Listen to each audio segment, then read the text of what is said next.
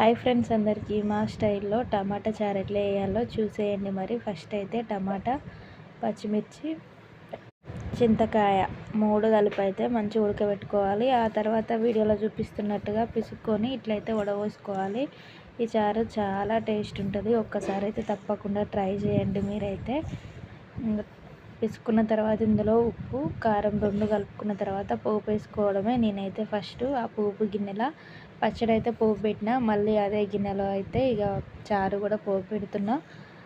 చాలా బాగుంటుంది taste wise అయితే. మేము ఎప్పుడు చేసుకుంటాం చింతపండుతో కాకుండా ఇట్లా చింతకాయతో కూడా ఒకసారి అయితే ట్రై చేసి చూడండి, మీకు తప్పకుండా నచ్చుతుంది.